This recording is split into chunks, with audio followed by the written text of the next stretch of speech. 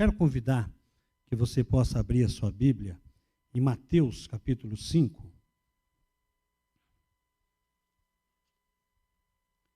Mateus capítulo 5. Nós vamos ler do verso 21 até o verso 32.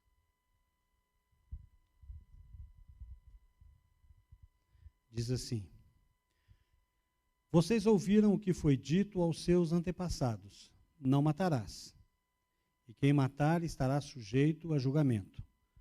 Mas eu lhe digo que qualquer que se irá contra seu irmão estará sujeito a julgamento. Também qualquer que disser ao seu irmão racá será levado ao tribunal. E qualquer que disser louco corre o risco de ir para o inferno, para o fogo do inferno. Portanto, se você estiver apresentando sua oferta diante do altar e ali se lembrar de que seu irmão tem algo contra você, deixe a sua oferta ali diante do altar e vá primeiro reconciliar-se com o seu irmão. Depois volte e apresente a sua oferta. Entre em acordo depressa com o seu adversário, que pretende levá-lo ao tribunal. Faça isso enquanto ainda estiver com ele a caminho, pois, caso contrário, ele poderá entregá-lo ao juiz, e o juiz ao guarda, e você poderá ser jogado na prisão. E eu lhe garanto que você não sairá de lá enquanto não pagar o último centavo. Verso 27. Vocês ouviram o que foi dito: não adulterarás. Mas eu lhes digo, qualquer que olhar para uma mulher e desejá-la, já cometeu adultério com ela em seu coração. E se o seu olho direito o fizer pecar, arranque-o e lance-o fora. É melhor perder uma parte do seu corpo do que ser todo ele lançado no inferno. E se a sua mão direita o fizer pecar, corte-a e lance-a fora. É melhor perder uma parte do seu corpo do que ir todo ele para o inferno. Verso 31. Foi dito: aquele que se divorciar da sua mulher deverá dar-lhe certidão de divórcio. Mas eu lhes digo que todo aquele que se divorciar de sua mulher, exceto por imoralidade sexual, faz que ela se torne adúltera. E quem se casar com uma mulher divorciada estará cometendo adultério. Pai, em nome de Jesus, aqui está a sua palavra santa, bendita. Pedimos que o Senhor fale conosco através dela. É a nossa oração no nome de Jesus. Amém. Jesus traz aqui para nós uma comparação do que a lei ensina e ela sendo interpretada através dos seus próprios ensinos, à luz de Jesus. Aí quando você começa a pensar assim, quem já cumpriu os 10 mandamentos? Ninguém consegue cumprir. Não consegue cumprir da forma que está escrito nos 10 mandamentos. Ninguém nunca vai conseguir cumprir. Quando você chega em Jesus, aí que você não consegue mesmo. Aí que você não vai dar conta mesmo. Porque Jesus, ele pega a lei, muita gente fala assim, Jesus aboliu a lei. Jesus não aboliu a lei. Jesus aprofundou a lei. Por quê? Porque muito do que se interpreta, do que se entendia da lei, era aparente. O camarada falava assim, ó, não matarás. O que é não matar? É pegar a faca e matar o outro. O camarada falava, eu nunca matei, então para mim está tudo certo. O que Jesus diz aqui? Jesus fala o seguinte, olha, se você irar contra o seu irmão, você já matou. Jesus está ensinando para nós que essa ira que ele está dizendo, não é aquela ira que está registrada em Efésios 4:6, quando diz assim, ó, quando vocês ficarem irados, não pequem. Essa ira de Efésios, capítulo 4, que Paulo nos ensina, é uma indignação diante do pecado. Isso é saudável. A gente ter e se irar por conta do pecado, por causa do pecado. Mas mesmo nessa situação, o Senhor fale, olha, cuidado aqui, tenha cuidado. O que Jesus está dizendo é que quando nós iramos contra o nosso irmão, que não é algo que nos leva a pecar, mas que a ira, ela é um tipo de homicídio. Deixa eu tentar ilustrar isso para você. Eu vou falar de mim, eu sei que aqui ninguém faz isso, mas eu vou falar de mim. Briguei com uma pessoa, discuti com ela, fiquei irado com ela. Na discussão eu briguei, falei, cortei relações com ela, e depois de algum tempo, alguém chegou em mim e falou assim, lembra do fulano? Falei para mim, se está vivo, se está morto, não me importa. O que eu fiz com essa pessoa? Matei ela onde? No meu coração.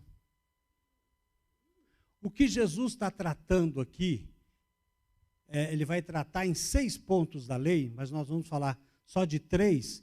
O que Jesus está tratando aqui é do coração. É aquilo que está dentro do meu coração. É aquilo que está dentro do seu coração. O que Jesus está dizendo aqui, olha, se você matou alguém no seu coração, não faz diferença se você pegar um revólver lá e dar um tiro nele. Para Deus é a mesma coisa. É o mesmo pecado. Tinha um rapaz, já em saudosa memória, o José Pedro, ele era membro lá da Igreja Batista Memorial, quando eu era pastor lá, e ele foi soldado na Angola. E ele diz o seguinte, pastor, na Angola é assim, se você coloca uma arma na cintura, você não está com intenção de se defender, você está com intenção de matar. Em outras palavras, no seu coração, você já matou, você já cometeu assassinato. Então, quando a gente olha o que Jesus ensina para nós, é que esse tipo de ira que nós temos, ela é destrutiva. Ela causa mal à nossa vida. Ela nos separa de Deus. Por quê? Porque a nossa ira, ela está baseada, sabe aonde? Na vingança. Eu já citei aqui, lembra uma vez, lá em Anápolis. Anápolis é uma cidade que faz parte ali do estado de Goiás, ela é bem encostada, já quase Goiânia. Está bem do lado já de Goiânia. Anápolis teve um caso no jornal, alguns anos atrás, de uma mulher que foi filmada torturando um cachorrinho. Um cachorrinho pequenininho assim, um pretinho. E ela torturou, ela estrangulou, ela jogava o cachorro para cima, ela cobriu o cachorro com um balde, colocava um peso para o cachorro não sair. E ela tinha uma menininha. E essa menininha ficava acompanhando e assistindo aquilo que estava acontecendo. Aí ela foi denunciada. No outro dia, quando a polícia chegou lá, bateu na porta para autuar ela, o que ela fez? Ela foi lá, pegou o cachorrinho, estrangulou a cachorra e matou. E a vizinha filmou aquilo. Aí as pessoas falaram, ela deve ser presa, deve ser condenada, mas falou algo que me chamou a atenção. Ela disse, as pessoas disseram assim, essa mulher tem que perder a guarda da filha.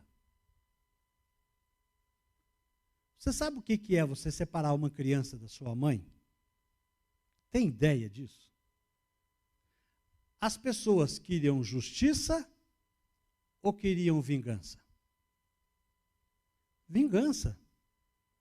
As pessoas estavam pensando na criança, no bem-estar, ou as pessoas estavam pensando na punição da mulher? Estava pensando na punição, não estavam pensando no bem melhor que era o ser humano, a criança. Por quê? Porque o nosso coração, quando nós iramos, e a nossa vingança, ela é distorcida. Quando nós falamos que Deus, ele se ira, e a sua ira é santa, é porque a ira de Deus é baseada no seu amor e na sua misericórdia. Então, quando nós olhamos o que Jesus nos ensina, ele traz uma realidade para nós, por quê? Porque nós temos uma intenção, nós temos no nosso coração uma ira que ela é maligna e que destrói o nosso coração. Destruindo o nosso coração, ela destrói o nosso relacionamento com Deus. E se destrói o nosso relacionamento com Deus, automaticamente ela destrói o nosso relacionamento com o próximo. É por isso que o Senhor nos ensina que nós precisamos aprender a acalmar o nosso coração. Agora, quem consegue? Ninguém consegue. Nós precisamos ter o nosso coração dominado por Jesus. Ele tem que ser o centro do nosso coração para que essas emoções, esses sentimentos tenham controle. Eu não consigo controlar, é verdade, eu não consigo. Você também não consegue, mas Deus consegue. Ele é capaz de controlar. É por isso que quando se fala da ira e fala do homicídio e vai citando a ira, que é o nosso relacionamento com as pessoas, a gente precisa entender que quando nós odiamos alguém, quando nós nos iramos com alguém, ou temos raiva de alguém, nós estamos sendo assassinos. E eu provo isso. Quando você abre a sua Bíblia, em 1 João, capítulo 3, verso 15, lá diz o seguinte: quem odeia o seu irmão é assassino. Está lá. 1 João, capítulo 3, verso 15. Parte A do verso. E o verso completa dizendo assim: e vocês sabem que nenhum assassino tem vida eterna em si mesmo. Então, quando nós precisamos, fomos ler a palavra de Deus, nós precisamos entender essa realidade profunda. A segunda é o adultério. E aqui, quando a gente vai lidar com essa questão, é muito interessante, porque algumas pessoas pensam que adultério é o ato em si. Mais uma vez, Jesus aprofunda a lei. E ele vai dizer, qualquer um que cometer adultério, né, está pecando, mas Jesus vai dizer, olha, eu não, é sempre a questão do ato. No Antigo Testamento, Deus já estava falando da questão do coração no Antigo Testamento. E Jesus veio ensinar aos homens que o adultério, ele parte da onde? Do coração. Daquilo que está cheio o coração do indivíduo. O que Deus faz? Deus estabelece regras para a vida do ser humano. E ele estabelece regras não para ter controle, mas Deus estabelece regras na questão do sexo para nos abençoar, para que sejamos abençoados. Então, quando a gente entende que Deus está dizendo, olha, o sexo tem que ser realizado aonde? Dentro do casamento. Por quê? Está claro. Se nós olharmos a sociedade hoje e olharmos os relacionamentos hoje, imagina, o camarada namora com uma moça, daí não sei quanto tempo, eu já estou há 30 anos casado, então, mas eu sei que o relacionamento, por pouco tempo, em vias de regra do mundo, na visão do mundo, se a moça não tem um relacionamento sexual com seu namorado, algo está errado. Não é saudável.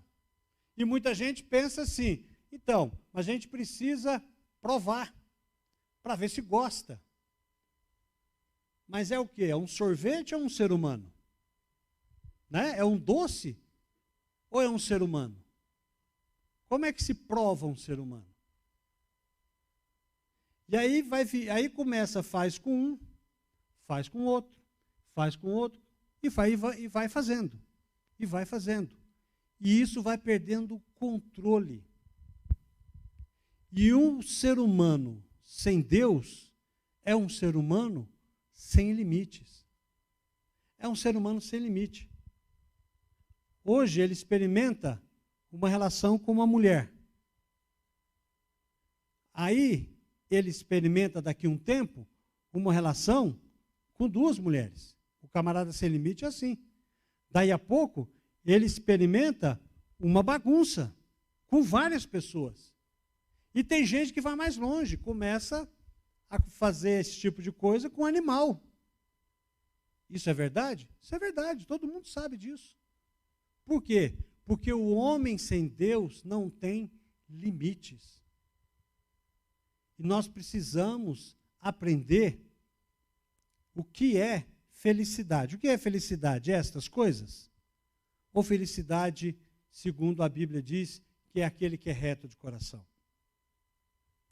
Agora, Jesus chega mais uma vez e aprofunda isso no momento em que ele vai nos explicar que o adultério, como o homicídio, ele nasce aonde? No coração.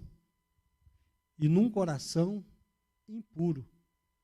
Um coração onde Deus não reina. O camarada anda e ele olha para uma mulher bonita e ele alimenta na sua mente e faz fantasias para poder satisfazer a sua própria vontade. Ah, pastor, mas quem controla isso? O senhor controla? Eu não. Você controla? Não, mas Deus controla. Deus ensina. Deus mostra. Deus nos capacita a olhar. É claro que a primeira ação que nós temos que ter quando um homem passa por uma mulher e vê que a mulher é bonita, ele vai dizer igual um pastor da faculdade teológica falou para mim assim, não, quando eu passo e vejo uma mulher bonita, eu penso, Senhor, grandiosas são as tuas obras. Né? Preciosas e grandiosas são as tuas obras. Eu falei, amém. Né? Mas o que Deus está dizendo aqui, o que o Senhor Jesus está dizendo, é que como está o seu coração? Ele está dizendo que o adultério parte de um coração pecaminoso, um coração em que ele não reina. E que nós precisamos aprender a entregar o nosso coração a Deus. O que Jesus está dizendo é que aquilo que era comparado na lei, se o camarada fosse pego no ato de adultério, era uma coisa, mas se ele não fosse pego para o judeu lá, para o fariseu, para o escriba, está tudo certo. Mas uma vez que ele é pego, aí a casa cai. Mas eu sei que também lá havia muito corporativismo. Né? Você tem isso quando a mulher adúltera é apresentada a Jesus. E eles falaram, essa mulher foi pego em ato de adultério. O que a lei manda fazer? Aí provavelmente Jesus iria perguntar, mas cadê o homem? Cadê o parceiro de vocês? É só ela? São os dois. O que Jesus está dizendo aqui, que aquilo que eles faziam na lei, mas quando era pego no ato, Jesus está dizendo, quando você pensa no seu coração e você alimenta isso no seu coração, você já cometeu o pecado. Você já cometeu o adultério. E aí como é que nós vamos fazer? Como nós vamos tratar isso? Isso só tem uma forma de ser tratado. Só tem um jeito de nós tratarmos isso. Vamos arrancar os olhos. Ok? Uma vez eu disse assim, olha, se nós arrancarmos os olhos dos homens, nós diminuímos 60% do nosso pecado. E depois que eu fiz esse estudo, eu pensei, não é verdade. Sabe por quê? Porque o pecado não está no olho. O pecado está onde? No coração. O pecado está no coração. Quando você é dominado por Deus e Ele comanda o seu coração, você é capaz de olhar, de admirar e não pecar. Isso vem de Deus, quando Deus controla a sua vida. Por isso que quando nós abrimos as nossas Bíblias e observamos, por exemplo, Romanos capítulo 6, verso 13, que diz assim, Não ofereçam os membros dos seus corpos ao pecado, como instrumento de injustiça. Antes, ofereçam-se a Deus, como quem voltou da morte para a vida, e ofereçam os seus membros dos seus corpos a Ele como instrumentos de justiça. O que está dizendo aqui que nós precisamos pegar. Quando fala corpo, fala de sentimento, de coração, de vontade, e entregar isso nas mãos de Deus. Deixa Deus controlar. Não permita que as suas ações e o seu coração, que muitas vezes está e tem coisas ruins, desagradáveis, pornográficas lá, venham à tona. Suprima isso com oração, com dedicação, com louvor. Se você tem dificuldades e acha que algumas coisas que você vai usar pode te fazer pecar, cuidado. Vigia, esteja atento, não esteja só com a sua namorada, não caminhe só nessa vida, precisa então ter alguém que o acompanhe, você precisa ter alguém que o aconselhe. Pastores estão aqui para ajudar você. Se tem alguma necessidade, nós temos pessoas que podem ajudar. Nós estávamos num dos encontros de homens, e o preletor disse, ele lidou muito com essa questão desse assunto, e ele disse, olha, alguém para nos ajudar, um pastor para nos auxiliar, para orar conosco, é muito importante. É muito importante a gente ter pessoas que orem por nós, que caminhem conosco, que nos ajude, para que nós sejamos abençoados. Todos nós temos as nossas lutas e as nossas dificuldades, e precisamos de ajuda para que nós possamos fazer a vontade do Senhor. Não conseguimos fazer isso sozinho. Ninguém consegue. Nós precisamos de ajuda. Romanos capítulo 3, verso 14 diz, pelo contrário, revistam-se do Senhor Jesus Cristo e não fiquem premeditando como satisfazer os desejos da carne. Você sabe por quê? Quando nós premeditamos errar e pecar, eu já vi gente falando assim, quando eu fiz aquilo, eu orei e falei, Senhor, salta de banda, Espírito Santo, me deixa só, porque este momento é meu. Será que o Espírito Santo sai?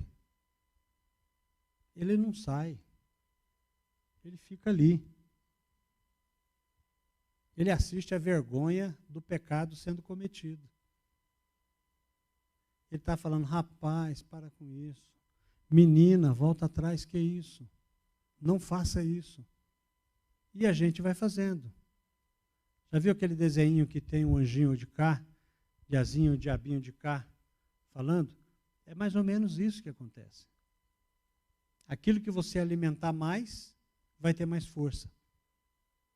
Se você alimentar o seu velho homem que está em você ainda, que é o desejo de errar, o desejo de pecar, o desejo de alimentar essas coisas, se você alimentar esse homem e alimentar menos o seu lado espiritual, aquele que quer fazer a vontade do Senhor, aquilo que você alimentar mais é o que vai sobressair.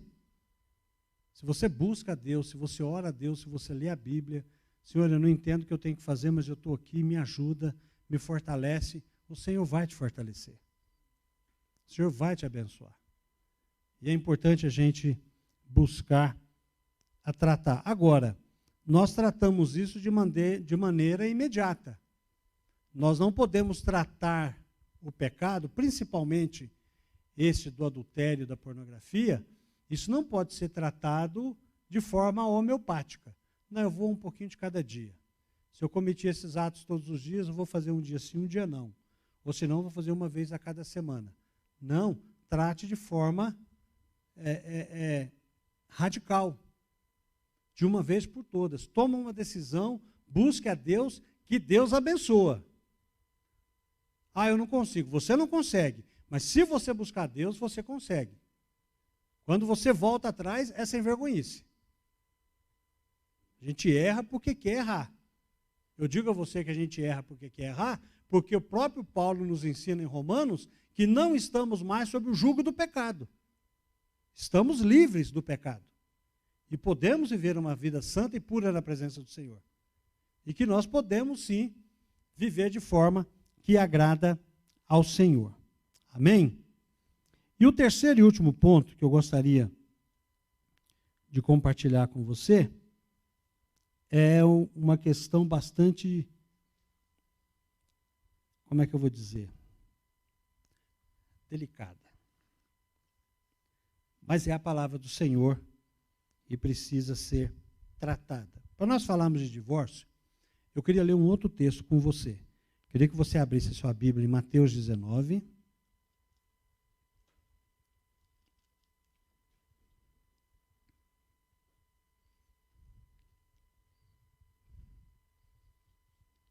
Mateus 19.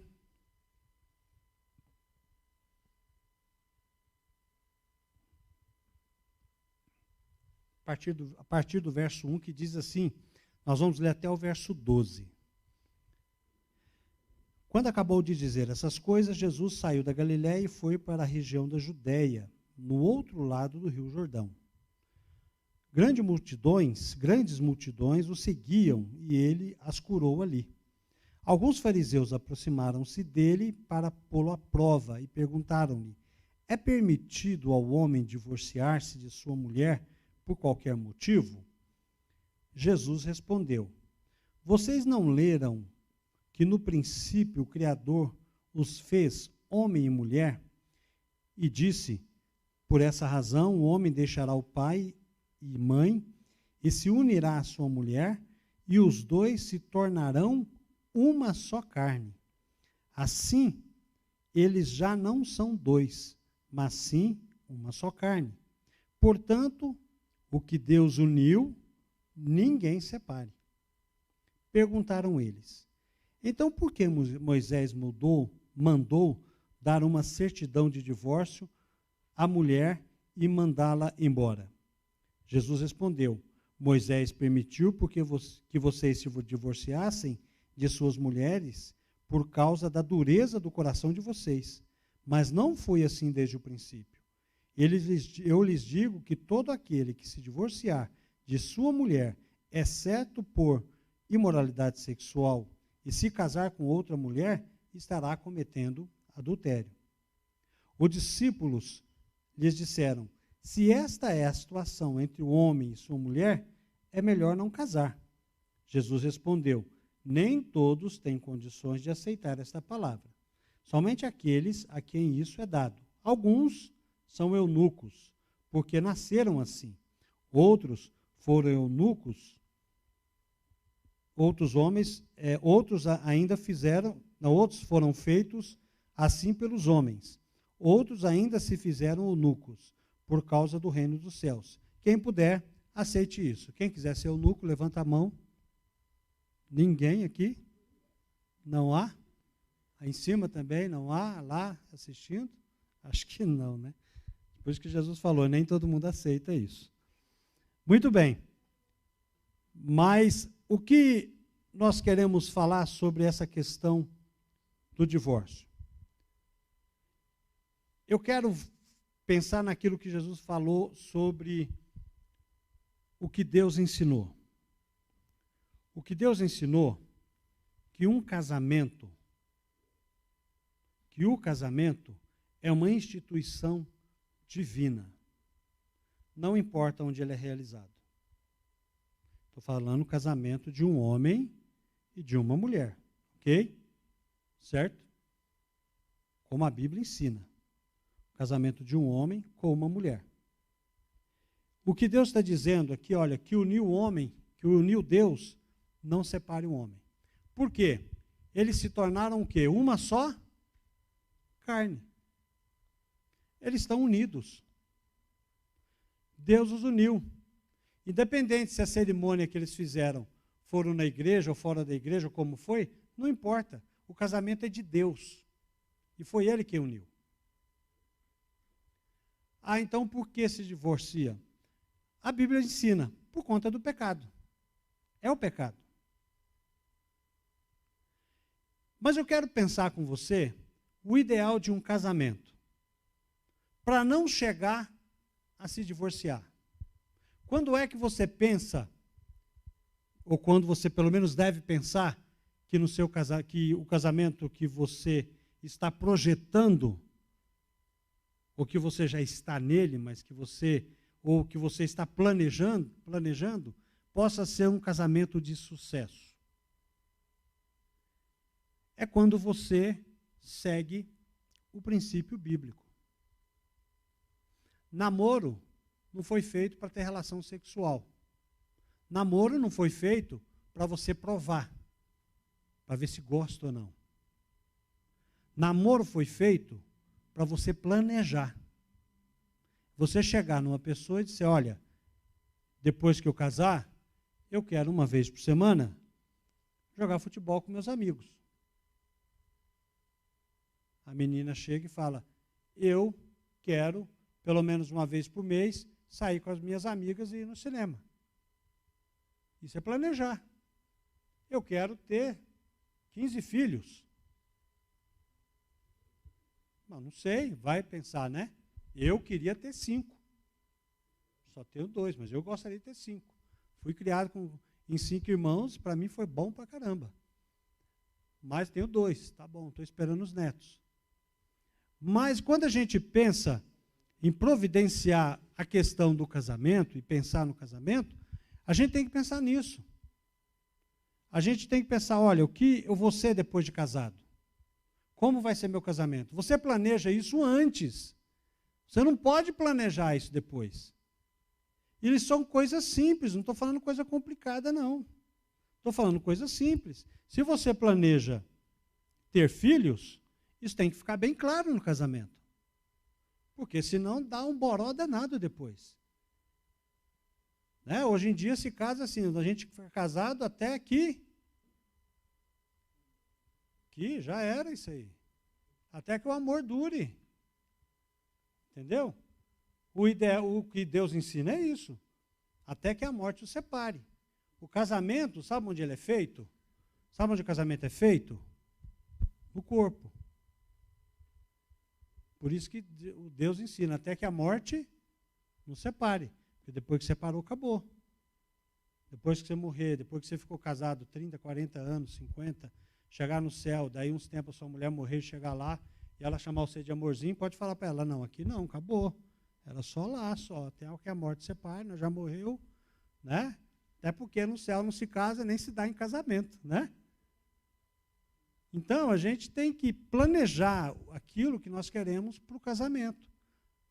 Por quê? Para que não venha sofrer o divórcio. Alguém pergunta para mim, pastor, o senhor faz casamento misto? Eu não faço casamento. Eu celebro o casamento. Eu faço. Mas se eu caso uma moça crente com um rapaz não crente, um rapaz não crente com a moça não crente, faço. Eu faço. Faço casamento em qualquer lugar. Se eu for convidado, eu vou fazer casamento em qualquer lugar. Pelo menos é uma oportunidade que eu tenho de pregar e de dar uma palavra. Agora, eu sempre aconselho o seguinte: quem é espírita, casa com espírita. Quem é crente, casa com crente. Quem é católico, casa com católico. Quem é macumbeiro, casa com macumbeiro. Pelo menos é uma coisa na lista que você diminui, que pode causar um divórcio lá na frente. Porque quando a gente fala em divórcio, a gente fala num rompimento muito sério. Principalmente quando tem filhos. É mais complicado ainda. Agora, o que nós precisamos entender para que o casamento ele seja duradouro, abençoado, é decisão. Casamento é decisão. Quando eu casei, a maioria aqui já sabe, eu namorei, eu conheci, namorei, noivei e casei em 2 meses. Mas, É a minha experiência. É a minha experiência. Eu cheguei em Goiânia, eu estava em São Paulo, cheguei em Goiânia, orei a Deus da seguinte forma: eu não quero namorar, eu quero casar. Eu não quero uma namorada, eu quero uma esposa. Aí chegou a Clarete lá na igreja. Magrinha, mas magrinha, bem magrinha. Clarete era tão magrinha que quando ela estava de frente, você pensava que ela estava de lado. Quando ela ficava de lado, você pensou que ela tinha ido embora. Ela era bem magrinha. E eu conheci ela, era um domingo de manhã, ela foi na igreja, e foi um amigo lá da nossa igreja que levou ela, e a gente conheceu, eu comecei a namorar com ela na terça-feira.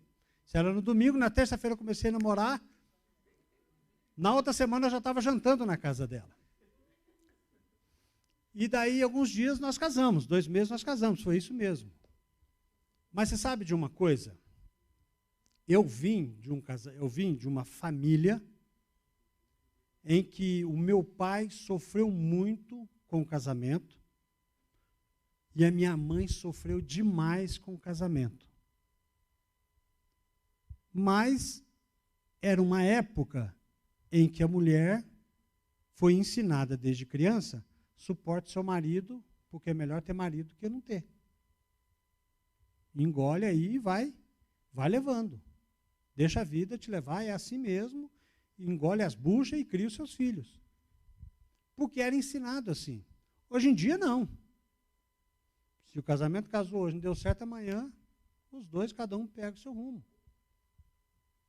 Mas quando eu casei, quando eu vi tudo aquilo que meu pai tinha uma questão de bebida, e era muito difícil, a família sofreu muito, nós, como filhos, sofremos muito. Quando eu casei com a minha esposa, nós sentamos e conversamos. E nós combinamos uma coisa: nós vamos fazer o nosso casamento dar certo. Casamento é a gente quem decide dar certo. Não existe esse negócio, eu casei com a pessoa errada. Lembra dessa história? O camarada estava com um amigo, conversando, batendo papo, e a aliança do rapaz, que teria que estar no dedo anelar, estava no dedo médio, assim, dedo médio, né? Assim. E o amigo dele ficou incomodado. Falou: você desculpa, fulano, mas eu tenho que falar, a sua aliança está no dedo errado. Não é aí, é aqui, ó. Ele pegou e falou assim: minha aliança está no dedo errado porque eu casei com a pessoa errada. Não existe isso. Você pode até casar com a pessoa errada, mas se você tiver a atitude certa, seu casamento vai ser abençoado. Porque casamento é decisão. Casamento é você decidir que o seu casamento vai dar certo, que o seu casamento vai ser abençoado, que o seu casamento vai ser aonde Deus vai comandar. É você quem decide isso. Se você decidir, Deus está contigo. Sabe por quê? Porque casamento é propósito de Deus, não é seu. Então não importa. Se você decide que o seu casamento vai dar certo, não tem espaço para homicídio. Não tem espaço para divórcio. Embora eu nunca pensei em divórcio, mas já pensei em homicídio. Né? E eu sei que a minha esposa também. Tem hora que ela quer me matar. E tem hora que eu quero matar ela. Né? A gente fala, é brincadeira. É brincadeira, mas a gente sabe que lá no fundo tem algumas situações, né, que o velho homem vem à tona.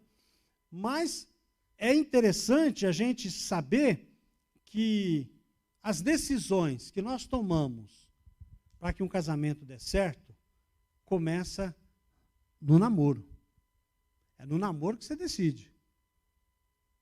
Ah, pastor, mas vamos supor que um rapaz, crente, bacana, casa com uma moça que não é crente, mas é uma moça bacana, legal, mas ele está orando para que a moça, né, venha para a igreja e tal. Qual a possibilidade disso acontecer? Tem alguma possibilidade. Porque normalmente, quando o homem, e isso é natural, o homem é o chefe da casa, normalmente ele conduz esse momento. né? O homem ora, o homem é exemplo para os filhos, para a esposa, isso se torna mais fácil. Com a questão da mulher é mais difícil, é mais complicado. Pode acontecer? Pode acontecer. Nos dois casos, eu posso contar casos de pessoas que foram casamento misto e que foi abençoado. Né? Como eu posso contar casos de pessoas que foi casamento misto também, não teve. Mas eu conto o caso também de gente crente que casou e também não deu certo. Isso acontece. Porque casamento é a gente que decide. Agora, a decisão tem que ser dos dois. Se a menina entra no casamento e fala, eu vou fazer esse casamento dar certo, só ela não consegue. Se o rapaz entra no casamento e fala, eu vou fazer esse casamento dar certo, só ele também não consegue. Porque são duas pessoas que se tornam uma carne só e que precisam pensar juntos. E o propósito tem que ser juntos. Uma das grandes bênçãos que eu tive logo depois que eu casei foi quando eu vim embora para São Paulo. Sabe por quê? Porque quando eu cheguei aqui em São Paulo, depois que eu casei, não tinha mamãe, não tinha papai, não tinha sogrinha querida e nem sogrinho querido. Ficaram todo mundo lá em Goiás, 1000 quilômetros de distância. Pensa numa bênção. Mas principalmente no começo do casamento. Você sabe por quê? Porque naquele começo de casamento, quando eu vim para cá, eu olhei para minha esposa e falei para ela assim, aqui você só pode contar comigo. E ela disse, aqui você só pode contar comigo. E a gente contou um com o outro. E eu, esse ano, faço 30 anos de casamento. Mas uma coisa que faz a diferença, que mesmo com lutas, com dificuldades, com diferenças que existem, o pensamento em Deus é um só. Você pode ter muitas diferenças, mas quando vocês são um só, concernente à sua fé, concernente à resposta de Deus, concernente à dependência de Deus, a probabilidade do seu casamento dar certo e não virar um divórcio é muito grande. Agora, quando um não anda em acordo com o outro nesse sentido, os dois sofrem muito. Sofrem muito. Sabe por quê? Porque aquilo que o crente pensa sobre casamento, fidelidade, compromisso, é totalmente diferente daquilo que a pessoa que não é crente, ela pensa sobre casamento, sobre compromisso, sobre valores. Tudo isso pesa. Tudo isso pesa. A pessoa pode vir a se converter, pode, mas a outra pessoa vai sofrer demais até isso chegar, gente. Então, o que eu quero que cada um de nós, daqueles que estão participando pela internet, que está aqui, pensa. Cabeça foi feita para pensar, não é para separar a orelha. É para pensar. Põe a massa cinzenta para funcionar. Tem coisas que é bênção. Tem coisas que você tem que pensar friamente. Você não pode pensar com o coração. Sabe por quê? Olha só o que diz Jeremias 9:10. O coração é mais enganoso que qualquer outra coisa. E a sua doença é incurável. Quem é capaz de compreendê-lo? Aí o verso 10 diz o seguinte: eu sou o Senhor que sonda o coração e examina a mente, para recompensar a cada um de acordo com a sua conduta, de acordo com as suas obras. Provérbios 23, 26 diz algo que que a gente vê que é a preocupação de Deus para conosco. Quando nós entendemos que o coração do homem é enganoso, sabe o que Deus pede para nós em Provérbios 23, 26? Meu filho, dá-me o seu coração e mantenha os seus olhos nos meus caminhos. Percebe? O que Deus está pedindo aqui? O coração. Da onde vem a ira? Da onde vem a ira? Do coração. Da onde vem o desejo de adultério? Do coração. Da onde vem essa ideia de divórcio? Porque o divórcio nada mais é que o egoísmo próprio, né? A pessoa olhar para si só e querer fazer só a sua vontade. Da onde que vem isso? Do coração. Por isso que nós devemos saber avaliar o nosso coração. Porque enquanto nosso coração não for dominado por Deus, a gente corre sérios riscos. Amém? Que Deus nos abençoe, que Deus nos guarde. Vocês que são jovens, são solteiros, vocês têm uma oportunidade de escrever a história de vocês. Como jovens casados, como solteiros, planejando, pensa, não pensa com o coração, pensa com a cabeça, porque a razão é melhor que o coração. Lembra-se, o coração do homem é enganoso. Eu quero encerrar esse momento com você, pensando no último texto, que Paulo fala em Romanos, capítulo 12, verso 1 e 2. Rogo-vos, pois, irmãos, pelas misericórdias do Senhor, que apresentei os vossos corpos como sacrifício vivo, santo e agradável a Deus. Isso é o vosso culto racional. Apresentar os vossos corpos significa, como sacrifício vivo, significa apresentar a sua vida, o seu sentimento, o seu coração. E não vos conformeis com este século, mas renovai-vos, né? Coloca aí o outro aí para mim. Isso. Não se amolde ao padrão deste mundo, mas transformem-se pela renovação da sua mente, para que sejam capazes de experimentar e comprovar a boa, agradável e perfeita vontade de Deus.